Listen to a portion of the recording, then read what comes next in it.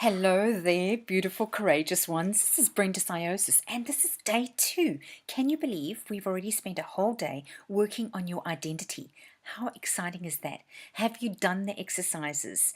Have you felt that you're a little bit closer to identifying who you are at your core? And are you proud of what you found?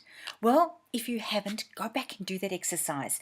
It is so important because each exercise builds on the other. And we're going to be using that information on day 7 or day 8 or day 9 to be able to compile your story to create that attractive, client attracting message to put out there. Okay, so what are we doing today? Well, we're going to be moving through this at lightning speed because I don't want to take too long tonight. I want to get this recorded so that I can get it out to you so we can start working on the next thing. And yes, by now you can see we'll be working on values. Well, why values?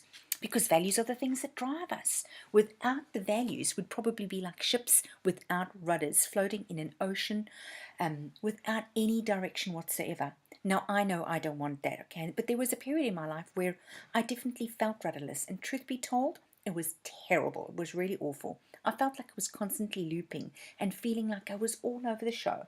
And I felt really like I was stagnating and not achieving all that I was created to be. So your values are what really provide your direction. And I saw this definition some time ago that I really liked, okay? And it said values are the standards of behavior that govern the way that you do things and that make them correct or acceptable. Yes, your values are unique to you. And like your identity, your values form part of your identity. And they change and they evolve as we grow older. What was once important to you when you were 20 may no longer be as important to you as you are now when you're 48 or 58 or 32 or however old you are. Okay. So we're going to be looking at values tonight, and I have my notes beside me, so you will hear me flicking papers and writing down things because that is the way I remember, and that is the way I teach, and that is the way I can share my knowledge with you. Okay, so let's move on. All right, first of all, when we work together, we're wanting to work with clients who have the same values and are in alignment with our values. What happens when we find people who don't align with our values? Often there's conflict. Often we don't understand each other, or you feel that there's this misalignment, there is this malalignment between you and the person. And that could cause conflict and it could cause feelings of really not getting on too well for each other. You want to gel. So while we're doing this client attraction exercise, we know that we want to attract clients to us that know us, like us, trust us, and who get along well with us because our values are aligned. You're not going to be working with somebody who you don't trust, or you don't want to work with somebody who does not trust you. So you want to find the people who share your values. And then, as John Ratzenberger, as you can see, says, you'll conquer the world together. So when we can get more people who believe in the same thing, okay, because our values are in alignment with each other, we can achieve so much more.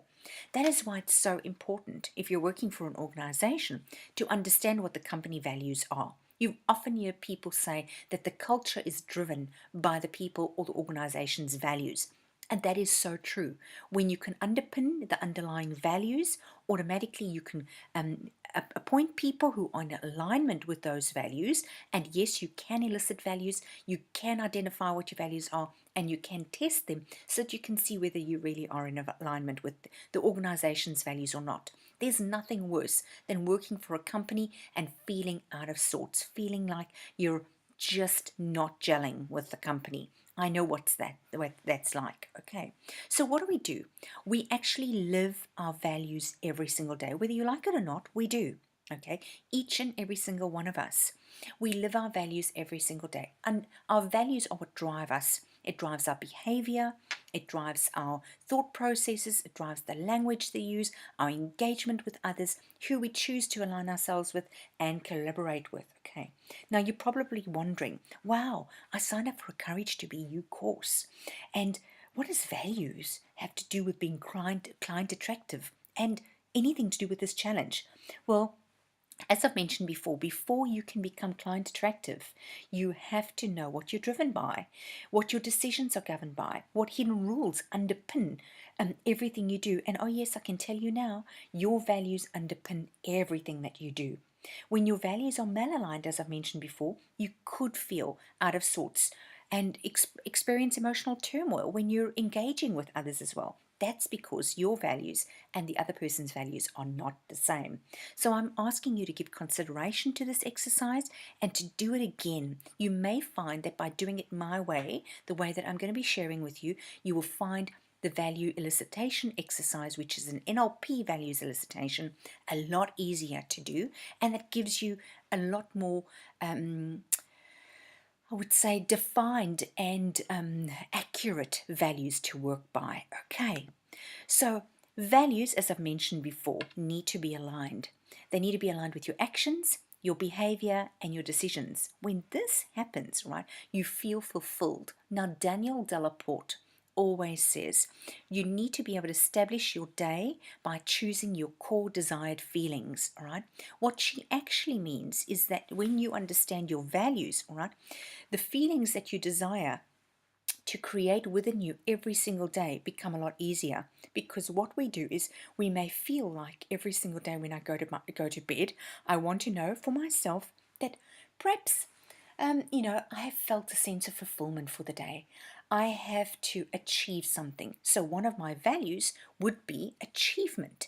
If I don't feel like I've achieved every something during that day, whether small or whether big, I go to bed feeling like perhaps I'm not quite as successful as what I would like to think I am. Perhaps I'm not as good as what I think I am.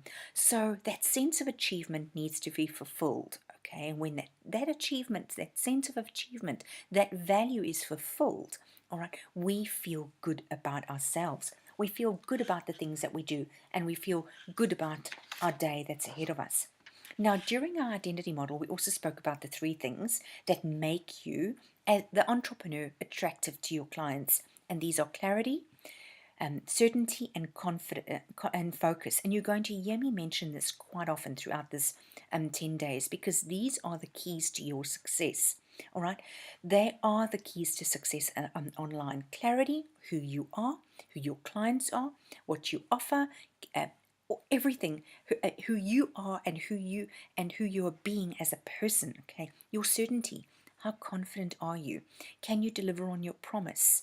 All right. Is your promise, is what you're offering suitable to your clients? Certainty, confidence, okay? And focus, being accountable, being focused on that one thing and moving forward with absolute certainty that what you have aligned yourself with, you can achieve, okay?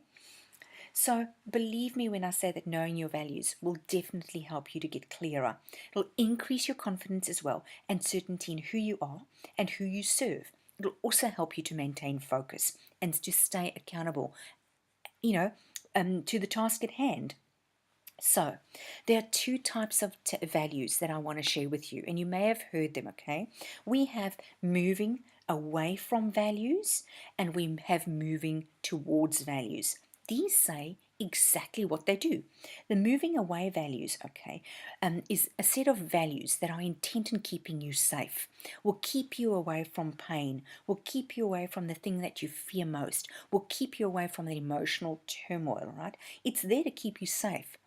But the values that are moving towards values will be values that drive you towards pleasure. They will help you to move forward. These are values which draw you to them. Now, at certain times, okay, values can be conflicting, which means that you may have a value for certainty, but you also have a value for or you may have a value that says commitment, but you may have a value that says freedom, all right? Now, these two may be entirely different, especially when you're looking at it from a relationship point of view. The one says, I desire freedom, and the other one says, I desire commitment, and they may feel as if they are conflicting within you. And that is because these two values, the one is a moving away value, and the one is a moving toward value. The one is meant to keep you safe, and the one will try and move you towards pleasure. Okay, so we're going to be looking at that. Now, here are some away values, and you'll see in the workbook that I've given a few examples as well.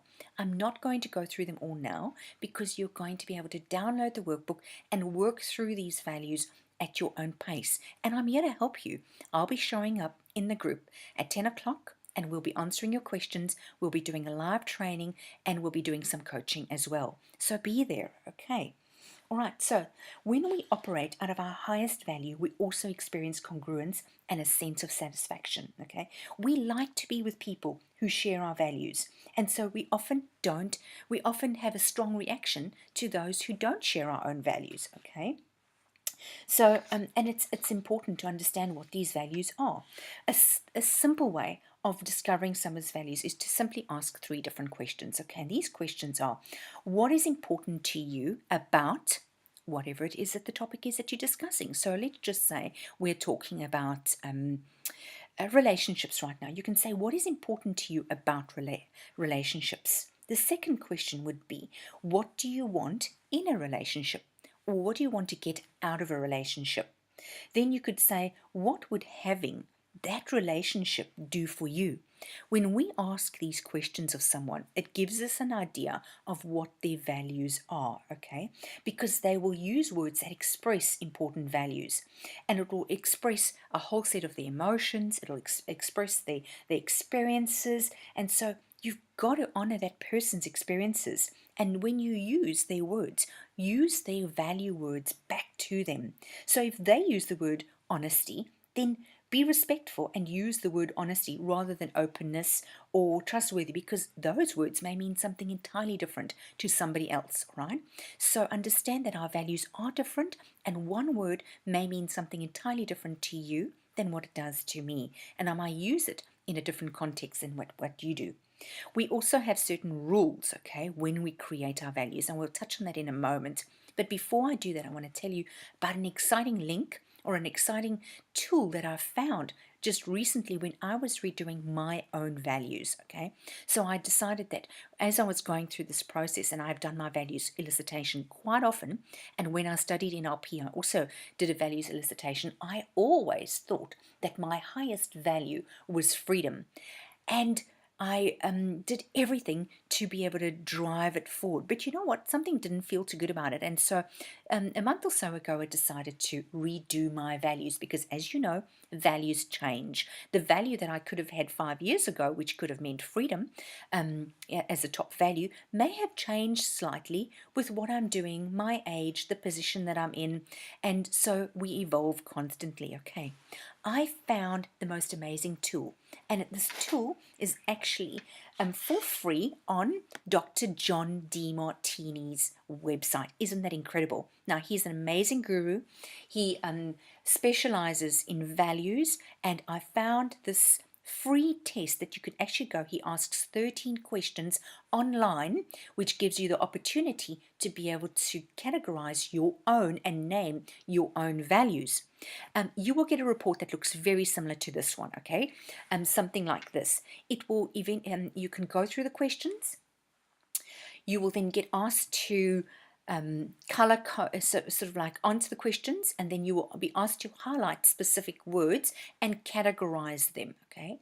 It's in the categorizing that you actually determine your values. Now, there is also a manual method of doing this, and this is the method that I'm going to be doing with you, and I've attached that method in the worksheet as well, so that if you wanted to do a manual NLP values elicitation, you can do that in your own time.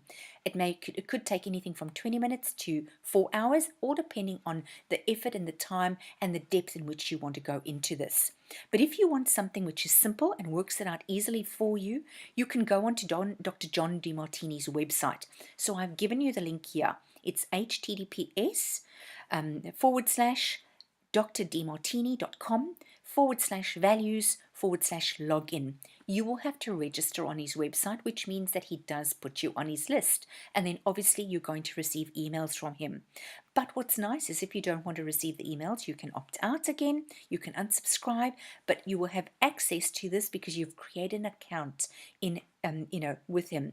And you can go back later in a year's time or 2 years' time and actually log back in again and retake the test. There's no cost to it. And you can look and see whether your values have shifted or changed by redoing the test. Now, as you notice, this one is dated the 17th of July 2016. The values that are listed here are names that I have chosen myself, so I categorize these, okay? Yet I categorize them because I came and I was able to see through his process, which he uses a color coding process to make it so easy and so effective. It took me probably an hour, maybe a little bit longer to go through the whole process, but it was definitely worth it to be able to get this printout to see exactly where it is that what my values are. And I would never, who would have thought that my top value would have been contribution? No, I would never have considered that. Yet it is. And you know what? Looking back at this now, all right, I realize that that is the truth. In my own group called Business by Design for Women in Business, I love to contribute. When I'm in groups or networking events, do you know what? I love to contribute. I love to help people, to support people. I'm passionate about getting the best out of people. That is why I do what I do. That is why I became a coach. All right. And again, even in this group, this is what I want to do, is to contribute to you. I want to be able to help you to become the best person that you can be, the most client attractive person ever, so that you can grow and establish yourself online as the expert that you are. And we start this through identity and through values, okay? So I hope you've taken down this. Go on and log in, sign in, join his list, and do this for yourself as well. It really works. Now, the other way we can do this is through an NLP values elicitation. Now, elicit means to evoke or draw out, and that's exactly what this is. But to do this, you're going to need a quiet space, a pen, a notepad, and some time. Anything from 20 minutes to anything up to 4 hours. It all just depends on how intense you want to go into these values. Okay, as well. I can highly recommend that you take some time to do this. I've also added a list of different words just to help you. Now, this list is not exhaustive. There are a lot more words that could go on this. And if you come up with a word that perhaps isn't listed here, do me a favor, flick me a message via Facebook Messenger or send me an email or somehow let me know and I can add them to my list, okay? Because this will help other people as I train and teach them as well. All right, so remember, send me those things. So how do we go about eliciting this? All right, well, first of all, here is step number 1, and I'm just going to need to flick quickly to my notes just to get to them as well. All right, what we're going to be doing is you're going to be looking at these words and you're going to be really and truly scoring them. Now, you can use any method of scoring. In the notebook, you will have noticed that I've given a simple little a little key, all right, which is, I think it's important, very important, not important, not important at all to use. So next to every word, perhaps the easiest way to do it is to look at the words, and the words that don't resonate with you at all, just go ahead and just cross them out off the list. Then they're gone. So you're left with a whole lot of other words, okay? Now, don't worry about how many words you choose. We're going to get down to the nitty-gritties later. And you know what, to tell you the truth, this list is actually short because I do have another list, which I've just remembered right now, and I may upload that list sometime tomorrow. I'm not going to upload it this evening, but it has probably 2 or 3 or 4 pages of words, not just these. So go through that process of elimination. Wipe out anything that isn't of value to you, that doesn't make you feel good, or that you know is not your value, and you'll be left with a whole lot of others, okay? What you're going to do then is you're going to start working through them and start putting a little tick or a little star or a little color or whatever against it. So you'll color code it You'll go through them and you will list it. This is very important to you, and this is important to you. This is not important to you, and this is not important at all to you. And you'll use little codes for these, okay? Once you've done that, all the ones that are not important at all, obviously, you'll discount. Not important to you, well, if it's not important to you, it's not important to you, remove it. So you're left with those that are obviously very important to you and those that are just important to you.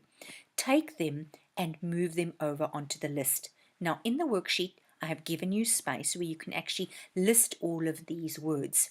Now, that doesn't mean that these are all your values, okay? Because what we want to do is we actually want to get to the top 5, and then we want to have an extras list, okay?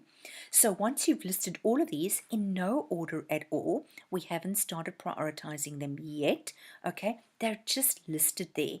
Once they're listed there, okay, we are now going to go through the process of elimination.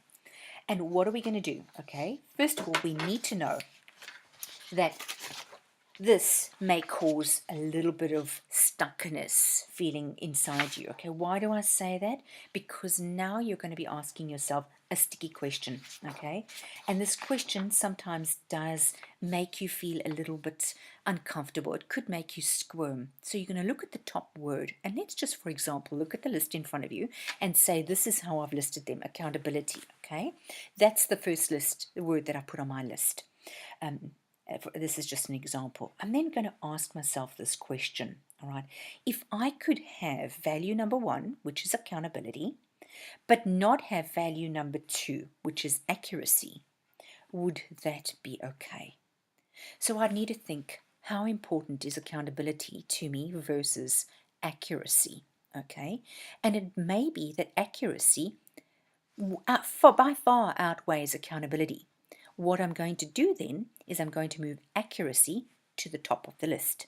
Does that make sense? So you're now moving those words that you've written on that list. There could be 10, there could be 20, there could be more. You're going through them. And each time you are asking the question. Now you're going to say, is achievement, all right, more important than the top one on your list? Okay. So it would be then, okay, let's just have a look and see if I'm actually reading this right. Yeah, that's right. Okay, so now you've moved, obviously, accuracy to the top of your list. So you would now say, if I could have number 1, but not have number 3, which is achievement, okay, would I be okay with that? So now I'd look at the list and I'd see accuracy is listed at number 1, achievement is listed at number 3. Which one? Now for me, I think achievement probably would come number 1. So I'd move achievement to the top, accuracy would move down, and obviously accountability is now at number 3. Okay, and this is how we are going to be moving them until we have prioritized our list and we've got the top 10 or the top 5. You'll be left with a whole lot of extras, but don't worry, because many times what happens is you can keep them on your extras list, because that doesn't mean that these values aren't important to you. It just means that they're not as apparent and not as important. Remember, we act out our behavior, our values each and every day unconsciously. This is what drives us. It's that hidden thing that we don't even know drives us. But if we can be conscious about our values, we can achieve so much more. Our goals in our business, in our life, with our relationships, in our health, in every aspect of our life. So you can see now how you will be prioritizing this. You will be eliciting, drawing out, okay, whether these values are important to you or not. And you're going to go through the squirm question to ask yourself, if I could have this value but not this value, all right, how would it be? I also have just remembered now that I have a different way, which it's just a little graph which you can actually slot them in, and then through that process quickly eliminate them. If I can find that graph, I'll pop it into the group as well, which means that instead of you trying to write this on a piece of paper or in the space I provided, you can add it to a graph and very easy go through the process of elimination. It may still take a few hours, but it really works. So ask yourself the question, if I could have 1 but not number 2, which one would I choose? I often like to think of it as I'm standing at a train station and I've got 2 bags with me. My one bag is achievement And my next bag next to me is belonging. For example, I've just chosen 2 words off the list. Okay, so if I had to climb on this train, which bag would I rather have with me? Achievement or belonging?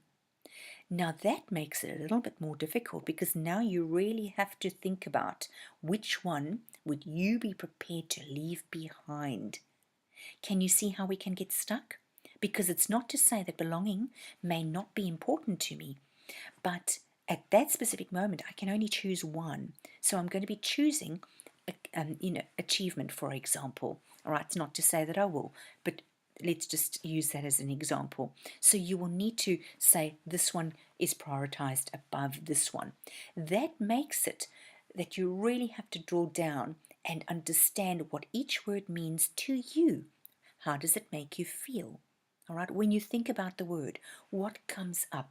Now, this is important for you. Don't discount the feelings that come with it, because remember, everything that we do is based on feelings, our emotions, okay? What comes up when you hear the words effectiveness? What comes up when you hear the word generosity?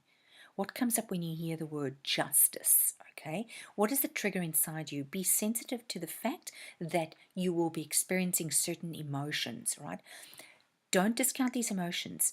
Feel into them and ask yourself, is this important to hold on to or not? Because through that you will understand and know what your values are. All right.